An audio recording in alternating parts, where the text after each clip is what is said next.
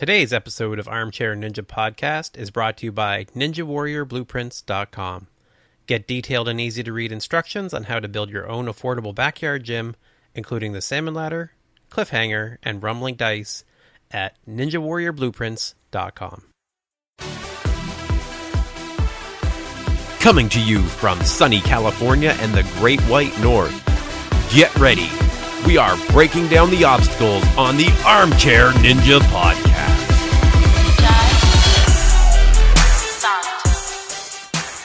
Hello, everyone, and welcome back to the Armchair Ninja Podcast. It is Saturday, August 27th, 2016. My name is Rich, and joining me, fresh from his vacation in Hawaii, we have Bijan. How you making out?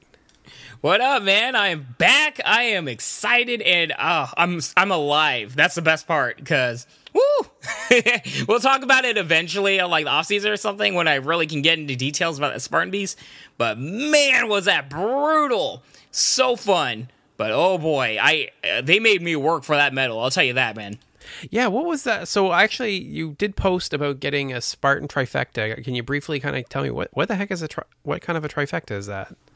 So the Spartan trifecta is when you do the Spartan Sprint, the Super Spartan, and the Spartan Beast all within one calendar year. And I have done it. Okay, so the Beast is the top level. Like you did, like the mother of all Spartans. Yeah, and I did the Hawaii one, which is notoriously one of the hardest ones they do. And, oh man, the terrain that they had on this course was unlike anything I've ever done in my life. Like, legit, they had this cutoff point where you go, there's a junction, and the left side, it points, and it says all the Super Spartans go this way, and it heads back towards the coast. And then it says the Spartan Beast competitors, and it points to the right, and it heads into a rainforest. And that's the point where I realized I done messed up signing up for this thing. I was like, oh boy, this is about to get real interesting.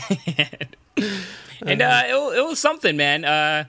There were legit moments where it's just complete mud, and because it's raining all the time there, and you're about 100 feet on the top of a mountain, and you slide to the left, and you're probably sliding off a mountain and dying. And there's no ropes or anything, so what you're doing is you're holding on to these tree roots at the coming out of the ground, and you're just climbing on and holding on for your dear life, grabbing from one to another, and hoping everybody above you does not slip and fall also.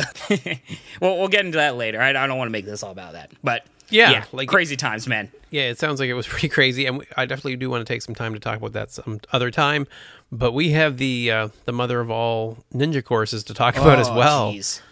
What a crazy course. What a crazy episode, too. I love this course, and man, I don't know about you. I thought at least somebody was going to complete it, right? Yeah, I was starting to question it. I know from when I saw it in person, and I wanted to say something about that. Thankfully, I didn't have it spoiled for me. I'm glad I got to see this fresh. So I saw the qualifier, but not the finals. But I did see the finals course, and I was looking at it as a Stair Hopper, and, just because my life has become extremely strange now, I actually was standing next to that, talking to Jeff Britton and Joe Moravsky, and Jessica Britton as well. And they were discussing it, and it looked scary and difficult to them. So that kind of gave me a perspective that maybe nobody will finish this thing. Yeah, but what an awesome obstacle. I love this obstacle so much. I mean, I feel like I'm being repetitious with every week. I'm like, oh my God, did you see that obstacle? It's so awesome. This one is amazing. Not only was it creative with the whole going on the decline and then the incline, it reminded me a lot of kind of like a horizontal what's wrong with me? What's wrong with me, Rich? You take 1 week off and you forget everything. Look, this is what happens. I swear, my brain is mush at this point. 10 days straight drinking. This is what happens. Was it Devil Steps you're thinking of, or? No, salmon ladder. So it reminds me a lot of a horizontal salmon ladder, by the fact that you're doing that. Also, the pipe slider, and I remember during Crashing the Course, they hinted to that.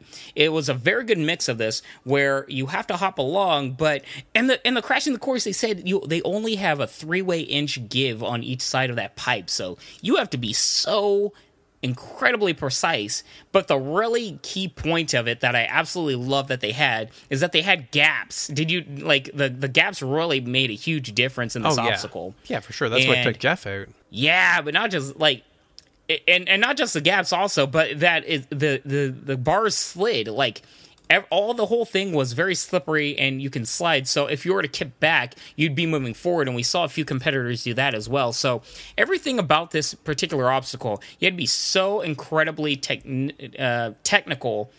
And you just had to keep like being aware of your placement at all times, because you get one mental lapse and you're falling in various different like ways. So there are so many things that you had to be precise about. So this is the type of things I absolutely love. It's not an obstacle where you just have to be buff and tough it out. No, if you're not thinking, you're not getting past it. So I love these types of things. Yeah, my only beef with this course. It's not even a beef. I actually think it was a good change. Rolling Thunder. I have. Oh my God! I'm so glad. Okay, so we have to talk about this. Yes, you noticed the difference as well, then. Yeah, because they kept saying that they made it more difficult by adding another pane of glass. No, you dumbed it down. You took half of it out. Yeah, they nerfed this obstacle big time. Good. Like, it was clear they nerfed it, and I'm glad we're bringing this up because I really have I have competing emotions about it, or conflicting emotions about it, because on one hand, it's so incredibly difficult that, you should, you feel like, oh, maybe you should make it a little bit easier for the competitors to get past it so you can get more people doing the obstacles after that.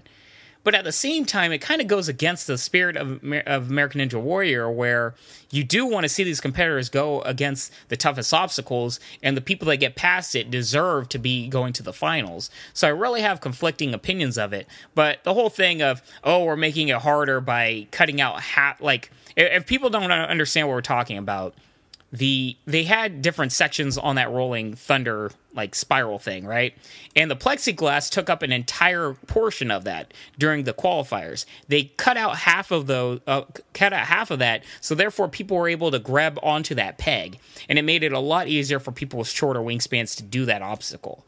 So, and what they did is with the other halves, rather than having two parts that were cut off completely, they had four of them where they're cut off halfway. And I don't know, man. It made it a lot easier for competitors to get past it. It kind of made the whole thing kind of not an issue in terms of the gaps. But you think? At the same time, for me, I felt like it wasn't as much of an issue. But at the same time, the Rolling Thunder, the obstacle itself, was still so incredibly difficult that you still saw the wear and tear of the upper body of all the competitors. I don't know. In the end, it worked out. I think that this was still a really difficult obstacle. It's like the rolling dice on steroids, right? It's still really difficult. Oh yeah. You think we're going to see that in Vegas Finals? It's possible. I actually have avoided. They do have some videos out already of showing some of Stage 1, which I guess it wouldn't be a Stage 1 obstacle anyway. It'd be Stage 3. It has to be Stage 3, right? Well, it could be Stage 2 also, now I think about it. Stage but 2 I could see something like likely, that, Stage 3. Yeah, it could be. Yeah, it's primed for that type of stage, though. I love that obstacle, honestly. Yeah, it's good. It's definitely a good obstacle. Okay, we got so much to cover. We got to get into it here. Let's go. Let's get right into it. We've got so we're going to go through the Philadelphia Finals, and then we've got some more Ninja news to cover after that. Lots of stuff going on. So right off the bat, we had Alyssa Beard, which is great. One of the Fantastic Four women who completed. I noticed their shirts actually said "Got Beard." Got beard, really? Yeah. I saw that too. I'm like, what? How do you not do Fear the Beard? Come on, that is like a gimme. Well, just the whole "got" whatever person's last name is really lame in general. I feel like everybody does it. Yeah, it's been that was a joke from 15 years ago, maybe? I don't know. It's been a while. Do better. Yeah, do better. Do better on the slogan, because she's awesome. She really was. I was really excited to see her run. I was actually had really high hopes for her and all the women before even the qualifiers, and they showed what they could do. I was excited when I was there. And Alyssa she struggled on the wall drop pads and ended up falling on Rolling Thunder again. But she did get a wild card. Yeah, she got a wild card, and, she deserves it. a lot of people have been hating on the wild cards, and I don't get it, man. Everybody that got the wild card choice or selections, they deserved it. It's not like they didn't do well. Like, they did well comparatively to everybody else, and she did really well. She made it to the finals. You got to give her on that. Yeah, I mean, I don't know. The wild card thing, I absolutely have no problem with anyone that got the wild card. It was all women again this year, which is fine. I feel like it gives them a chance to try Vegas. If you just throw them into Vegas without that, the guys have years to kind of practice and get used to the massive crowd and the big lights, which you have some dose of at the city finals and whatnot, but it's not the same thing. So I think it's important to get them there and get them acclimated to that kind of scrutiny, and then they can, get better as they go along. And I think we'll see them do really well this year. I can't wait to see how they did. And not just that. I mean, let's be like, just look at the course and the obstacles involved. You're asking a lot of these women to do these particular obstacles, and I'm not saying it's unfair or anything, but a lot of these obstacles are going to be a lot more difficult for somebody like a Casey Catanzaro or somebody that's like 5'2" than a man, and that's what makes it so much more of a big deal when they do well, when we see the Jessie Grafs and the Megan Martins, excel at the sport. And not just that, we want to see more women excel at the sport. So this gives them us more opportunities to see women compete. If you want to see a guy make it to the wild card, it's like, come on. We have how many men already competing in the finals? Give the women a chance. That's all I got to say. I have no issues with that at all. Yeah, the only one I actually would argue I would have liked to see get a wild card, the only man that I can think of off the top of my head is AT3, the guy with or even the guy, there was two men this season who one had an artificial leg and the other one actually took the leg right completely off. Yeah. I would have said David Campbell, and I completely agree with the one-legged guy as well, AT3. I agree, but I think it says a lot where they have a general theme for the wild card picks. So, it's fine. Yeah. So, moving along. Trying to cruise through it here. We've got big. Yeah, we're going at a brisk pace, aren't we? Oh yeah, yeah. We're way into it, and we've covered one competitor. Let's move along. We've got Big C, Carl Fantuzzo. He's an empty nester, 5'2", which I really appreciate as a short guy. I like seeing the short guys go. Oh my God, he beat the warped wall. That was awesome. Like, I was really kind of curious. I don't know why I ever doubt that. But I always do. Like, they get to the warp wall, and if they're under 5'6", I'm going, oh God, can they do it? Can they do it? And he did. I feel bad because this is a situation where I really didn't give him much of a chance when he took off his shirt. And I'm like, oh, this is just like a big jacked up dude that's not going to get far. He's going to gas out.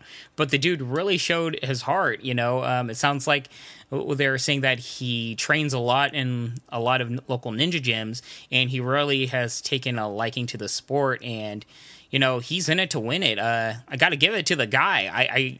I feel bad that, I didn't know his name before this from all of his training and everything. But, man, dude's legit, and he impressed me a lot. Yeah, he ended up going out on the flying shelf grab, so he did really well.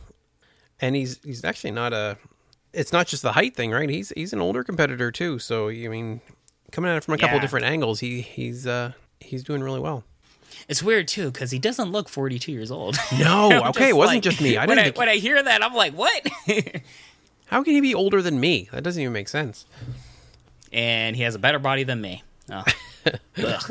So yeah, good job by Big C. We'll see. I think, is that far enough? I think he made it to Vegas. Yeah, he made it. He I think was 15. Next we had Alex Delacala. He's the knight from medieval times. What a cool job to have. I can't believe that there's a dude with a job that he's like, I'm a knight. We ask him what he does. Not just that, he had such a great line. He said, I'm already a medieval warrior. Now I want to become a ninja warrior. That was so cool.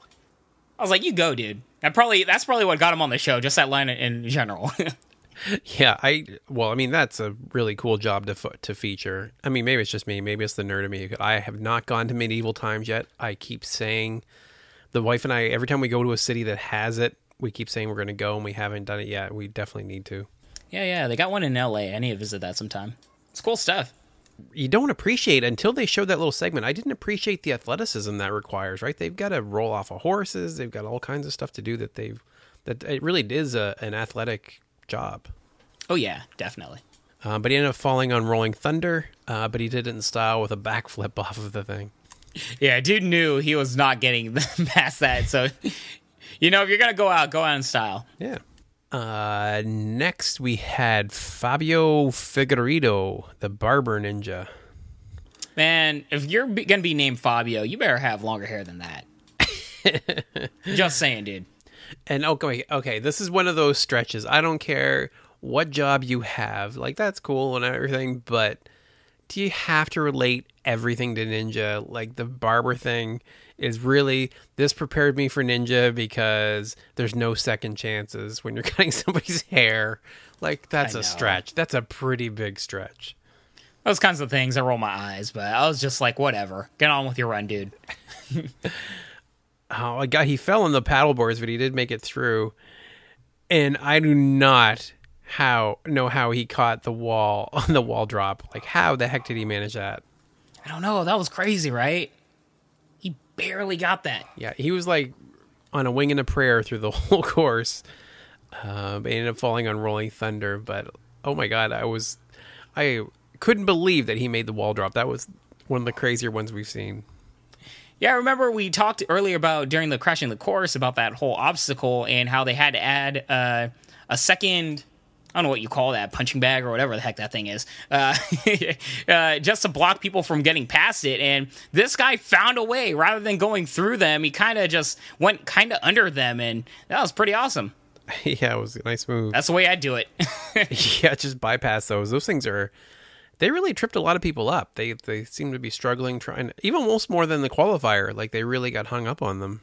It's a weird obstacle. Like, I have conflicting opinions of it, really, because I'm like, man, it's whatever. Like, that's the opposite of an obstacle where you say it's visually cool looking or impressive. Yeah. I look at it, I'm just like, whatever. Like, it's an interesting test. It's not easy. It's just about the right skill level, but it's kind of weird looking. It's weird looking, and people doing it, I'm just like, this is, I don't know. It's whatever. It's awkward. Like, there's something off about that obstacle. Yeah. I guess the best description, as you said, is it's awkward. Next, we had Michael Torres, a We Roll Deep. I don't know. I always note their little catchphrases and stuff. We Roll Deep. There's something weird about that. Well, it's a common term in Cali, but is it? I don't.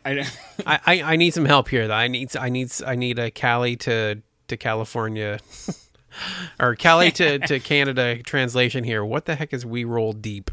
Well, it just means like we're deep, like we're close, you know. And when it's like we roll deep, it's like we stay together. Like, you mess with one of us, you mess with all of us, you know.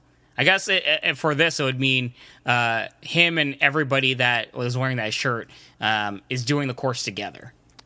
Okay. You know what? The more I think about it, I think that's just a generational thing. I think I'm just old. I don't understand. It's kind of, I think it's not a Canada thing. I think it's a me thing. All right. So he was the youngest competitor they've had. He's 21.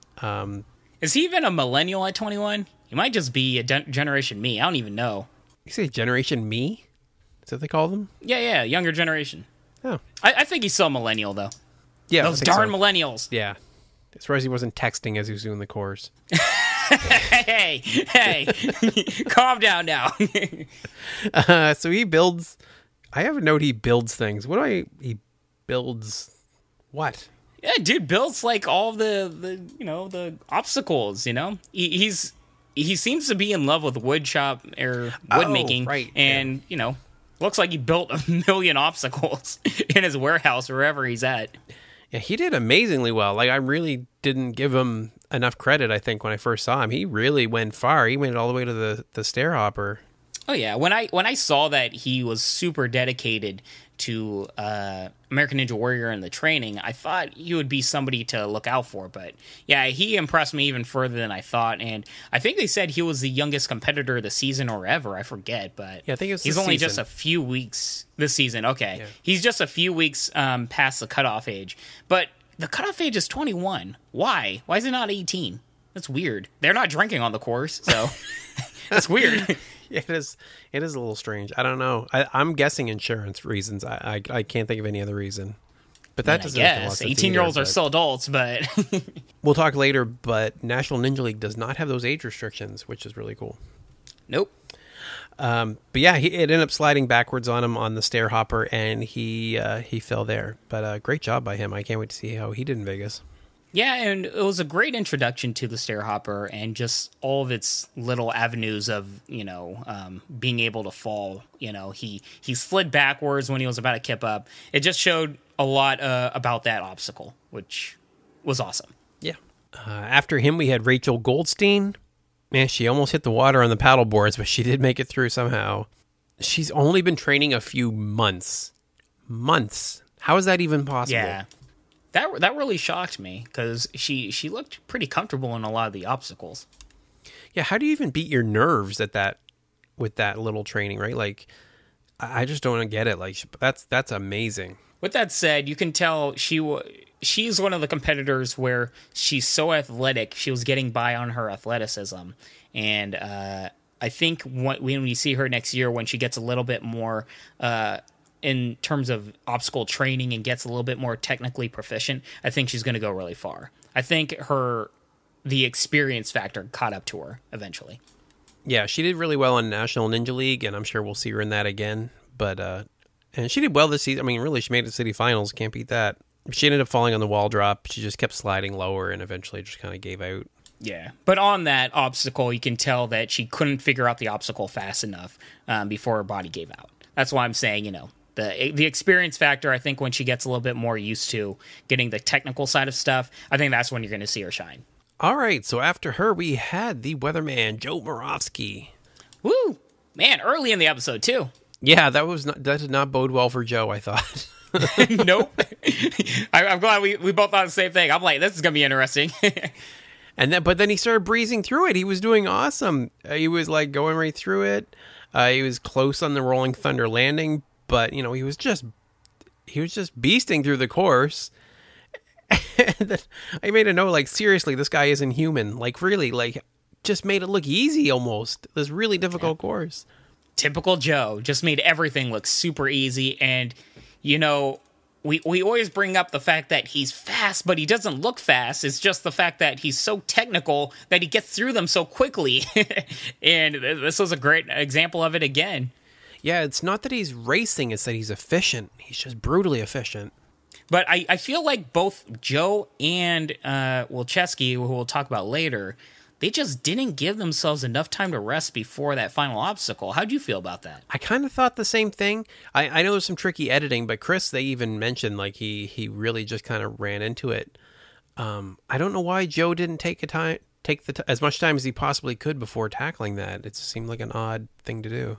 Yeah, especially for this course, because we had two obstacles that taxed your forearms and your biceps more than most obstacles in this entire season, with the Rolling Thunder and the, I'm forgetting its name again, the Stepper, whatever the hell it's called.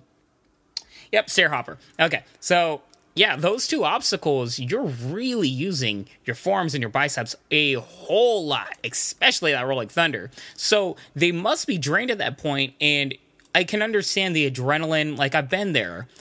Your adrenaline's going. You feel like you should just you should just do it and gut it out and get through it before the lactic acid completely overtakes your muscles. But it's the final obstacle. Just give yourself a minute to rest, relax your body, calm your nerves, and then do it. It might hurt a little, but I think overall your muscles won't tighten and cramp to the point where you're physically unable to do the entire obstacle. And I feel like that was the issue. Yeah, it could be. It very well could be. But at the same time, the last person on the planet I think I would give any advice on how to finish a course to would be Joe, because he's done it so amazingly well over the years. Honestly, both of them. I mean, it's like, who the hell am I to talk? But well, I'm just saying, from we are the armchairs and armchair quarterbacking. I don't know. Yeah, it seemed an odd choice. So, but yeah, he went down to the one ring. I was still holding out hope at that point. I don't know why. I'm like, is there any way? I'm trying to think of, can he do it with one ring? Because that would be the best thing I've ever seen. But he just eventually gave out. I still question if you can. I would love to see like, I just don't know how that obstacle is made, but it seems impossible to do it with one arm. But he was bouncing. He didn't slide down from one side, so maybe. Yeah. Who knows? So after Joe, that actually was really eye-opening. I was like, oh boy, if Joe can't do it, I don't know if anybody's going to do it. I was already questioning it then. Mm-hmm. I think it made the stakes that much higher. Yeah. After him was Najee Richardson, the Philly Phoenix, who had a great backstory from qualifiers. He's a gymnast. He flew over that wall. That was one of the coolest warped wall runs I've ever seen. Dude has hops, right? Like, he made that look...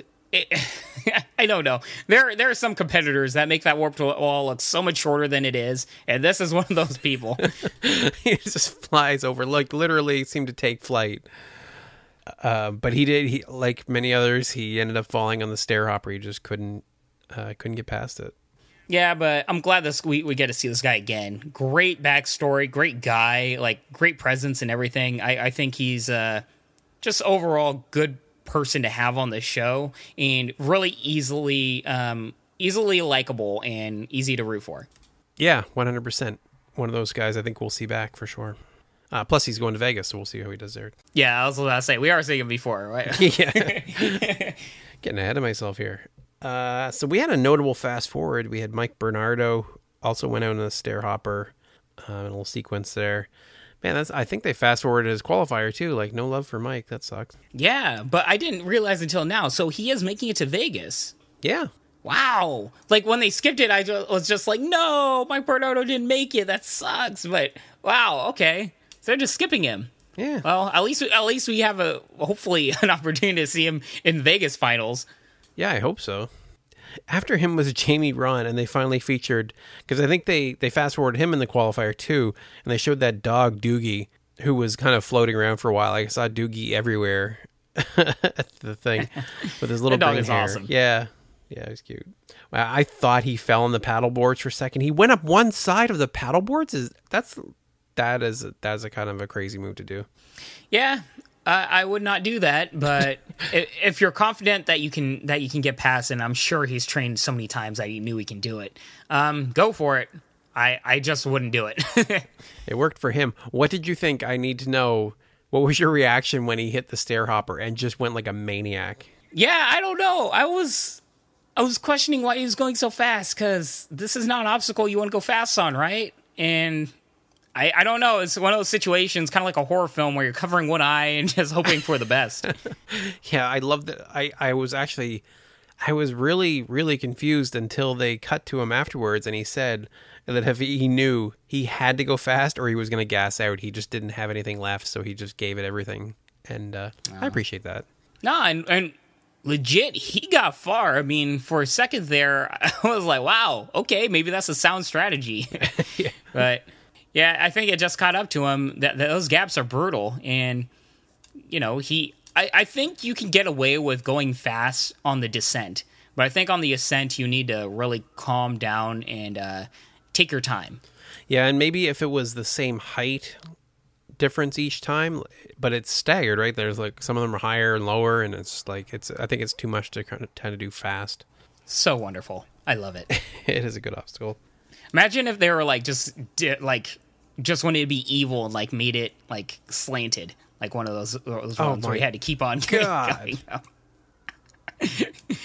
Oh, they do not want me making these obstacles. That's 2 seasons from now. We'll have the ultimate stair hopper. You watch. Oh, I bet. Submit that for Crash or the obstacle design challenge. There you go. Maybe I have. After Jamie, we had Michelle Warnke, who unfortunately ended up falling on Rolling Thunder again. I actually thought of the 4 women, I thought Michelle was going to go the furthest just based on their focus on her.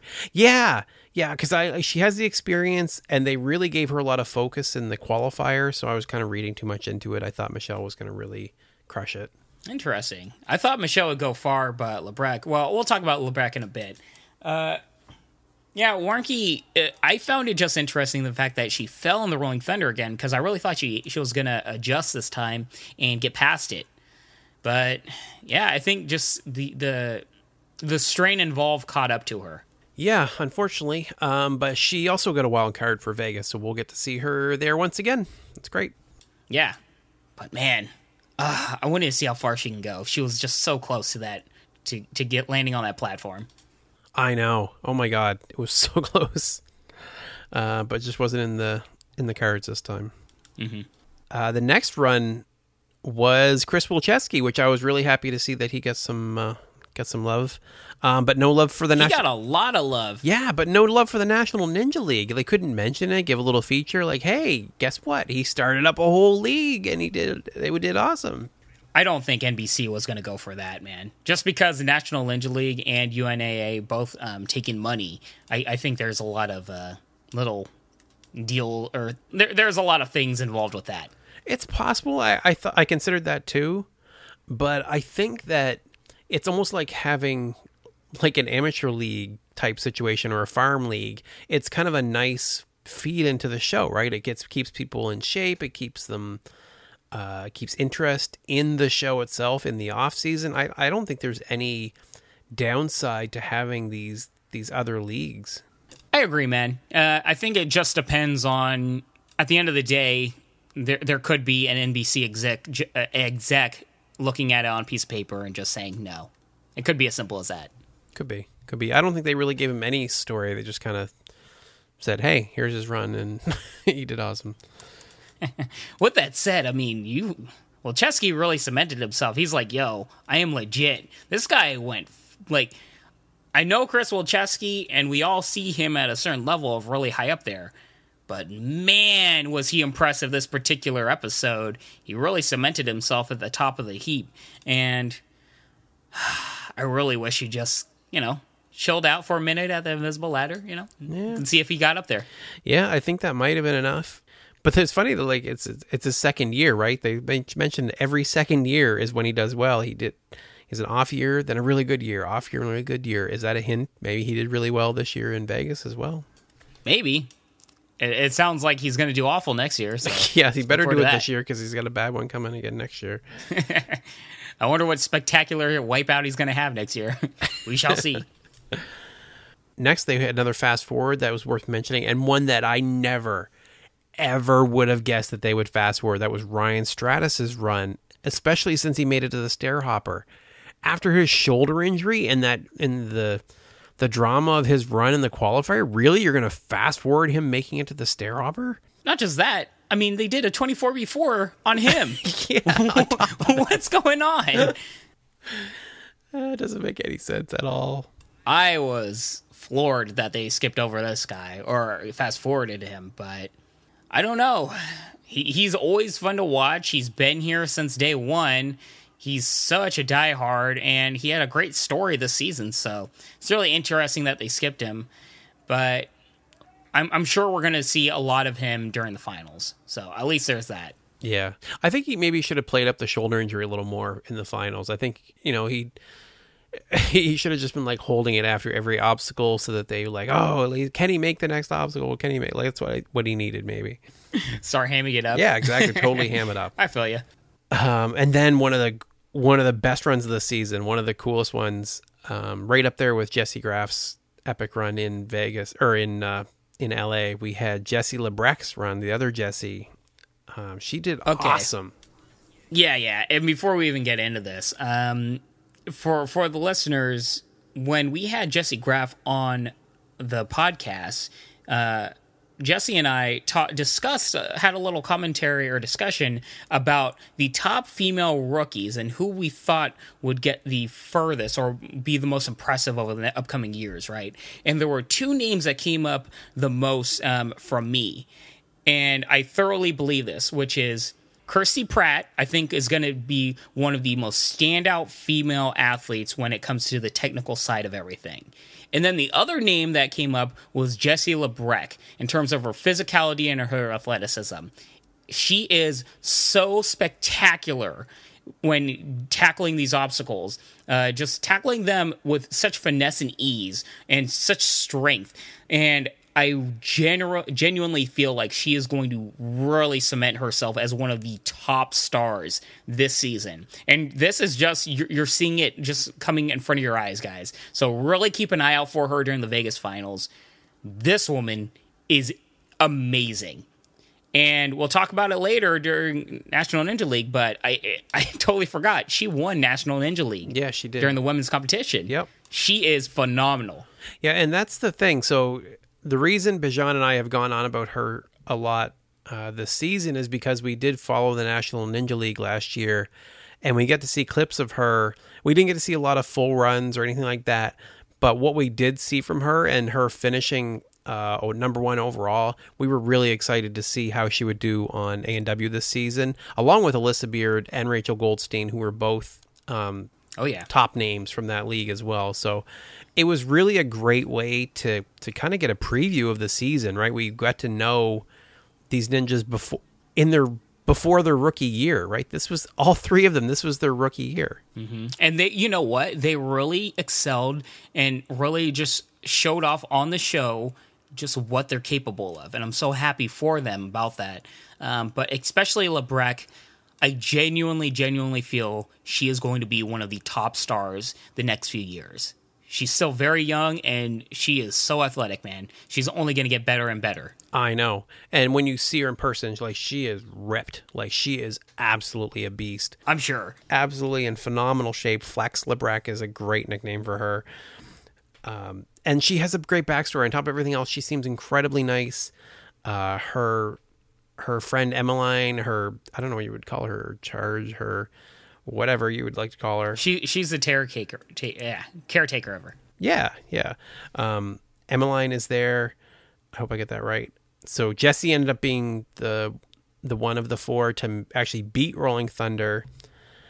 And she was the third woman this season to earn her trip to Vegas, which is great. I mean, she's in great company. Her, Jessie Graff, and Megan Martin. Like, that's the three women that earned their trip to Vegas, didn't need a wild card. But she did end up falling in the Stair Hopper, but who cares at that point? She did awesome.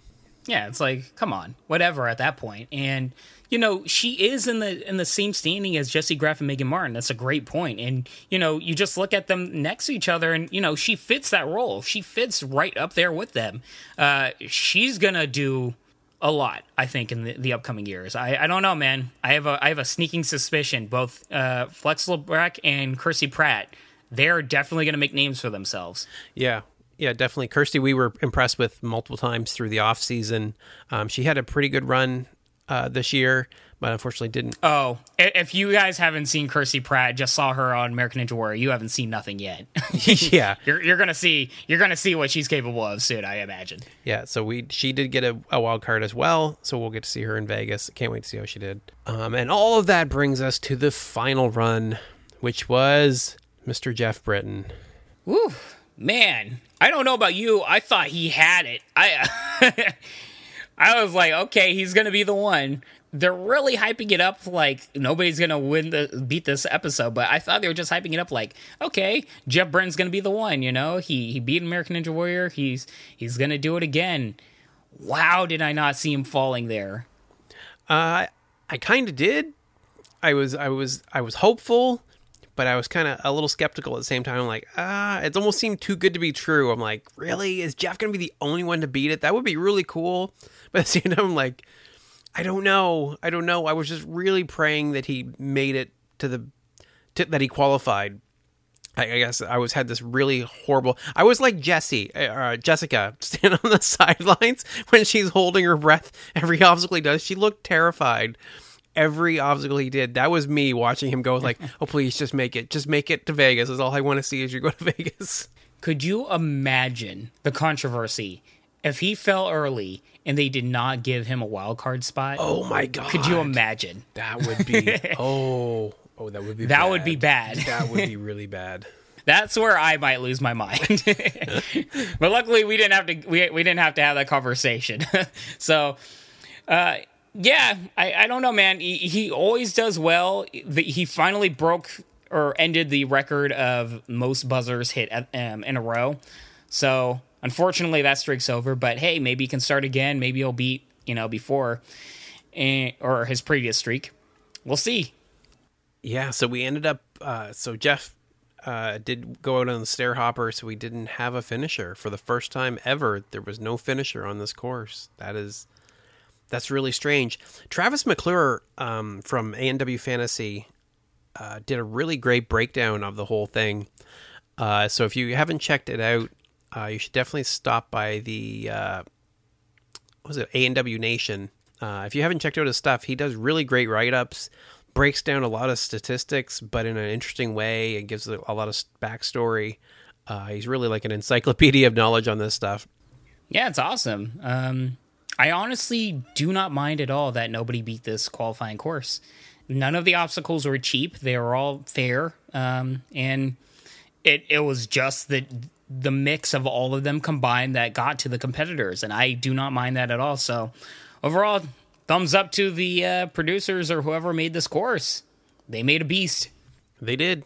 I mean, we almost had it in LA too, right? We had Josh Levin as the only one that completed there. We've almost had it a few times. We had solo finishers a few times, but this is the first time that no one was quite able to do it. Yeah, and special shout out once again that they are referring to Jeff Britton as the first American Ninja Warrior. I am so glad that we are cementing that controversy's over. He's the first American Ninja Warrior. No more mix-up. Interesting, they do not reference at all the other guy. Yeah. What's his name? Isn't even around. Whatever. That's great. Yeah. I'm just glad, Jeff's there representing, and they're giving him the love as first American Ninja Warrior. Okay, we're going to take a quick commercial break, and we'll come back with Crashing the Course, 24 Before, and some ninja news. Where are you right now? Are you sitting in your office wishing you were just about anywhere else? Take 20 seconds out of your life, open a browser window, and go to ninjawarriorblueprints.com. I'll wait. Go ahead. Ninja. Ninja. Warrior Blueprints. All right, don't forget the S on the end. Multiple blueprints, not just one. You there now? Okay, cool. Now sign up for the newsletter. Oh, don't roll your eyes. It's an email every once in a while, and it's got cool pictures of people building backyard courses. It's about the most innocent and easy thing you could do to help us out. And you get free salmon ladder blueprints with easy and detailed instructions. Let that marinate in your inbox for a bit, and maybe you'll get the motivation to go back and build them. That's my plan. I know I'll have them for when I'm ready, so I'm one step closer. And seriously, if ever I do build a backyard course, I am totally ordering their ultimate course design. It looks very compact, easy to build, and having the full list of materials will save me from making 15 trips to the hardware store like I do on every other project. So that's ninjawarriorblueprints.com. You signed up, right? I knew you would. You're cool like that. And we're back. And oh my god, we have so much. Let's talk about Crashing the Course for a minute. So the Stair Hopper. We kind of covered a lot of this already. But it was a kind of interesting breakdown. I thought it was a pretty good one, but I was really interested in the end of it, which I think is probably the main thing we should talk about is this EMG to measure muscle use. Have you seen anything like that before? Oh, you're talking about the tech suit ad thingy that they had? Yeah, they had this like tech suit where they put these little devices in it and they can measure how much strain is in what muscles in the person's body. Like, that is some pretty high-tech stuff to measure the difficulty of an obstacle. Yeah, it's pretty awesome. I would love to run a Spartan wearing that thing. Do you see how much it is? No. What would be your guess of how much that thing would cost? Oh, geez. I'm going to say probably like $10,000 or something crazy. Oh, geez. Come on now. I have no idea. No. I really have no idea. I was actually shocked. It was a lot cheaper than I thought it was going to be. It's only $550. You're kidding me. Yeah, I was like, oh, okay. Saw my price range, but I'm sure it's in some people's price ranges, so it's pretty awesome. Yeah, I was stretching there. I figured it was just going to be. When you asked me that, I thought, okay, it's probably ridiculous, but $550, that seems really, really affordable. Yeah, I was expecting way worse. Pretty awesome suit. The problem is, I mean, if you're not super into like working out muscle parts, I don't necessarily know what use you'll get out of this. Yeah. But I can definitely see like top athletes really getting a lot from this thing. But yeah, I mean, for the most part, we covered most of this before, as we were talking about the show itself, right? There's the 3-inch room for error. It's a combination of the pipe slider and bar hop, yada, yada, yada. But it was a good little video. Yeah, it helps scientifically figure out what muscles you're straining if you're going to do a long course. That's the gist of it.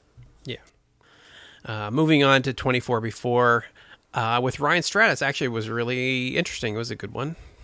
Yeah, he got more airtime on this than he did on the show. Interesting. Go figure. So he sleeps. So the 24 before, he sleeps for the first 12 hours. That's a long time. That's smart. Yeah. That is smart. Yeah, for sure. And then he eats some good food, some fruit and nuts. Diet, I would expect it really important on the day of competition. Yeah, everything he does beforehand, in terms of like the warm up and just what he's doing the 24 hours before it, he's probably doing the best out of all the ones we've seen. Like, or in terms of like just intelligently preparing, this guy does the best. You know, he takes care of himself not only physically, but he really takes care of himself mentally, calming the nerves and just getting in a right state of mind. And you know, for American Ninja Warrior and these types of courses, it's the mental aspect that's going to affect you more than anything else. Well, not more than anything else, but I think it's people underestimate just how much of a mental thing this is. And so I really appreciate the fact that he really goes out of his way to calm himself mentally. Yeah, he goes a bit above and beyond here because I mean he meditates and stuff. That's all well and good, but he does something I didn't know was the thing. He goes into a sensory deprivation spa to calm himself as well. Mm-hmm. Well, what's interesting is those are usually referred to as like the horror tanks. You know, people do this. And they lose their mind or whatever. Like if you're there too long, like it's really messes with you. So it's cool that he does it as a way to calm himself. I mean, he meditates, so he probably understands what to do in those things.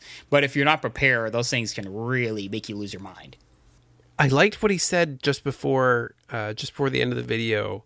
Because his nerves kind of go, the butterflies start going just before he gets on the course, and he said those nerves mean you care about what you're about to do, and I appreciate that about Ryan. I feel like, you know, he's an old school. He's not just a veteran, but he's an old school fan of Sasuke, and he really appreciates the history of the sport and the show and everything, and it means a lot to him. So I wonder how much that plays on his nerves when he goes to run. Like that's got to get in your head a little bit. So I appreciate that he's got to take the extra time to get himself focused. Yeah, he's one of the remaining few people that genuinely love the sport from his precedence, from Japan, from everything involved with the original Ninja Warrior or Sasuke. And I really appreciate that. Over the past few years, we've gotten a lot of people that appreciate the physical aspect of the sport, and I use the word sport very caringly with that, where they look at more of a sport and not as much of the show or general mood of everything that came before it.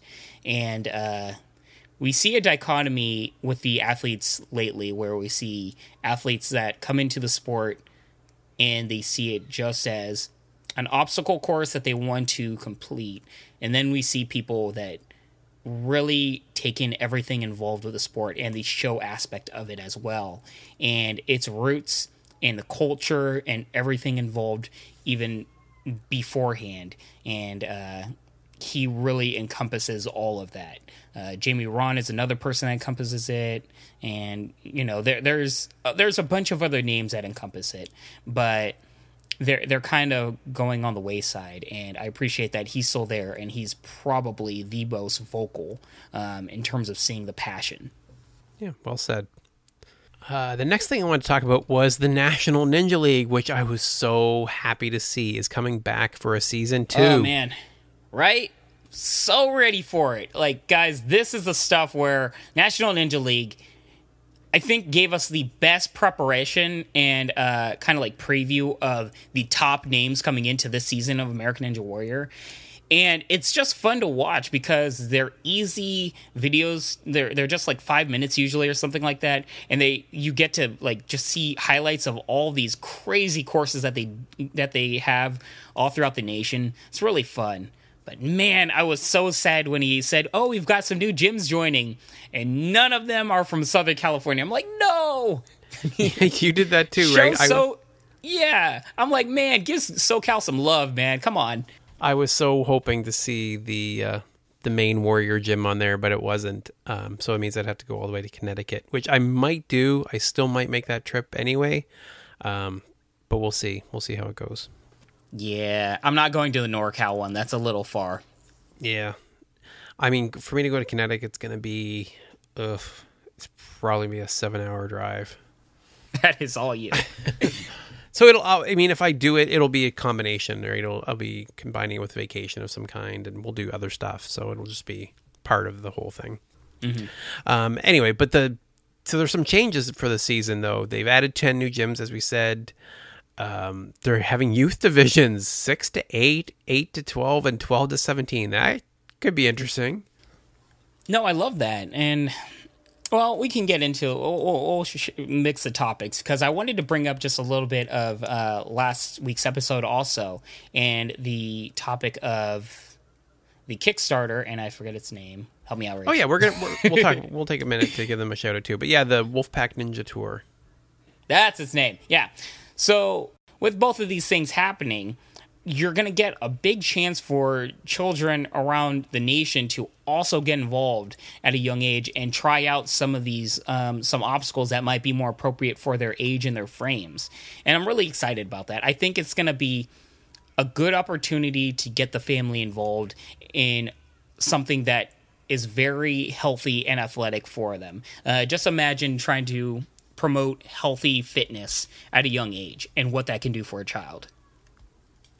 Yeah. I almost feel hypocritical talking about it because I have not raised my kids that way. But at the same time, it was nice. Tonight I was doing the couch Sam ladder type deal. I was doing the pull-ups again, and my 10-year-old was coming over. She was interested in it, so she was trying it too in between. So I would do a couple, then she would try a couple, and we were just going back and forth. And I think it's a really great message, even though I haven't followed it myself 100%. I think I'm starting to get that message and trying to encourage her in the same kind of way.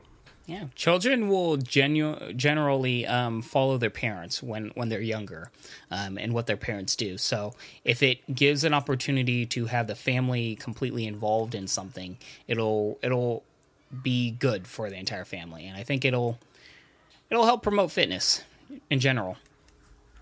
Yeah, so the National Ninja League, can't say enough good about it. We're really excited. We'll be covering it again, obviously. So that'll be taking a good portion of our off season. So if you weren't with us last season, tune in and we'll be covering that week to week. It's great. There's little videos, as Bijan said, and it's just generally a fun thing to watch. Yeah, super fun. I love it. I can't wait. So the regular season of Team Ninja Warrior has finished filming, so that's going to be really exciting. I don't know if they're going to do it in January again or if it'll be sooner. But they're also doing the college edition, which will be interesting to watch, and they're filming that August 27th and 28th, which will be college students only, and that could be interesting when you see some college rivalry start going. That's going to be awesome. San Diego State represent. We better have some Aztecs over there.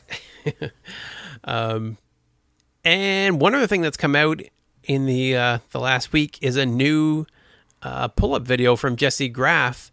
And it's another pull-up for beginners, very similar to the last one. It looks like it was a Facebook Live video, I would guess, just by the tone of it and the length of it and the fact that they were kind of watching for comments. But this time she had a beginner with her, which was really nice as a beginner to see, because Jessie just beasts it, right? So you can see her, she's doing the negative pull-up, and you're just watching her lower herself at the slowest pace possible. And it's like, I can't do that. Like, there's just no way for me to do that. And to see another beginner struggling with that it's a little encouraging. It's like, okay, so it's not just me. It is difficult, or it is more difficult than it looks. So yeah, it's a great video. We're going to link it in the show notes. You should check it out. And I don't know. There's a point in the video when she says, she talks about the chair underneath the pull-up bar, and she says that somebody mentioned that it felt dangerous having it there, but you can move it closer underneath you. So I'm like, am I the somebody? Did she hear me complaining about the chair being in front seeming dangerous? I'm sure maybe some people had that feeling, but, same thing I always say, man. Bring it closer. Do it. Yeah, you can put it right underneath you. It feels cheaper when I do that. Like it's hard to take all the weight off of my feet from there, but it's No, it's good. I can do more that way. But I'm really trying to follow Brian Arnold's advice from last week's podcast and just basically do more sets, even if I can only do one at a time. Just give it a few minutes and try another one, and just doing it that way. Yeah. You just basically got to build up to your muscles being strong enough, and they'll get there. Trust me. It's all about progress and sticking with it. Yeah. So far, so good. I'm still working on it. So once I have something decent to show, I'll post another video of me struggling my way up. And the last thing I wanted to cover before we wrap this up was a Lego version of our logo, which was cool and then really cool. So Sam Lawless, I hope I'm saying that right, sent us or tweeted out to us saying that he listened to the podcast as he was making Lego videos, and he did a little Lego version of our logo, and I thought, oh, that's really cool. And then I clued in when I looked into it a little more. He does like the legit ones that we see with Jeff Britton and the Wolfpack and all those other ones that I've been watching. It's the dude that does those. He was listening to the podcast when he was making those. Oh, that's awesome, dude. I did not know that. Yeah, I didn't think you caught that. And I think most people, when I tweeted it out and posted it on Facebook and stuff, I don't think they clued in that this is the dude that does the really cool ones, the like official Lego ones. Those are really fun.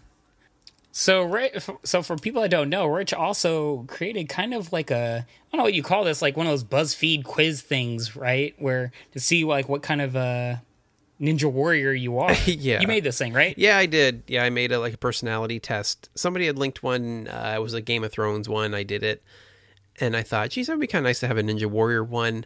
I wanted to do one. I had some elaborate spreadsheet going, and I was going to do all these different ninjas and see which Ninja Warrior you would be. But then I discovered you could only have 8 results, and I couldn't narrow the list down to 8 ninjas. I just couldn't find a way to do it. So guess what I ended up getting? What did you get? Oh no, make a guess, man. You made the poll. So if you did it, what would I be? You did it. You probably got oh geez, I'm trying to think what they all are. I'll say this: I was surprised about what I got, but you know, reading the description, I guess it suits me. You probably got Born Natural. No, I am not a natural born ninja. I got costumed competitor. I was like, what? I'm the joke dude? Okay. But No. Jamie Ron's the costume competitor. That's kind of who we used as my model for that. So the description is, you are the star of the show. Your costume and sparkling personality breathes new life into the course. Sometimes good, sometimes great, and always entertaining. And I'm like, yeah, I guess, whatever. You know, if I were to run the show, I know I'm not going to get to stage 4, so I might as well have fun the whole time doing it, right? So Rich, what were you? What'd you get?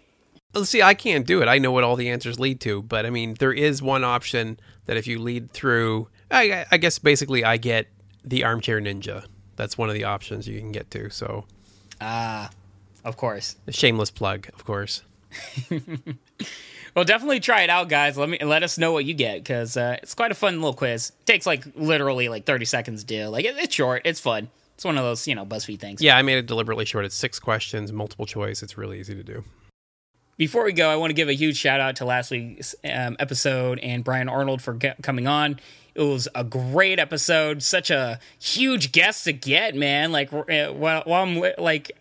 was on my phone downloading it in Hawaii, and I purposely didn't look at the description because I wanted it to be a surprise. And then all of a sudden, Brian Arnold, I'm like, what? This is what happens, huh? Cheating on me, podcast-wise, with Brian Arnold, the winner of Team Ninja Warrior. I see how it is, man. Just, shame on you. But I had to scrape the bottom of the barrel, Bijan. I'm sorry. Yeah. Brian was all I could find. It was very last minute. No, actually, that's a good point. I should say there were a bunch of people that volunteered.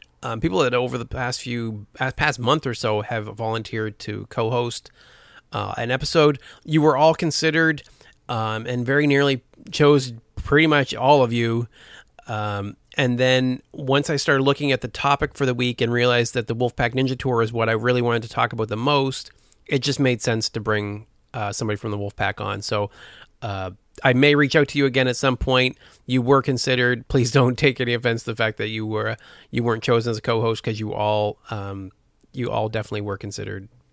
I want to give it up to Brian, and definitely suggest everybody listen back to last week's episode. It was a great interview, and that tour, man, I'm so excited for it. Please, everybody, go out, support that campaign. It's really good for the sport and everything involved with it. I really feel like it's going to get a lot of families involved, and we're going to get a lot of future Ninja Warriors with that tour. So I really hope it does well. And come on, man, get it down. You guys got to bring it down to SoCal. I got to be part of that.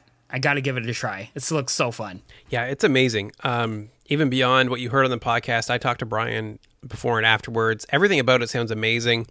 So I will put another link to the Kickstarter in the show notes. It'll be on our website. Go check it out, support them. And if you don't have the money, then share it out, right? Like, go on Facebook, go on Twitter, share it into your social media. Somebody there might be able to assist them in some way. Yeah. But so that's the end of this episode. Thank you all for listening. If you could swing by iTunes, give us a rating and a review. That really helps the show out a lot. Make sure you subscribe, spread the word, let everybody know that we're here. We are counting down to the Vegas finals. And if you'd like to reach out to us, we are Ninja Podcast on Instagram, Twitter, and everywhere else. If you'd like to email us, you can reach me at rich@ninjapodcast.com. And Bijan, where can they reach you? Hit me up at Instagram and Twitter at Bijan151. That is Bijan 151. All right. Thank you all for listening, and I hope you have a great week. Aloha, everybody.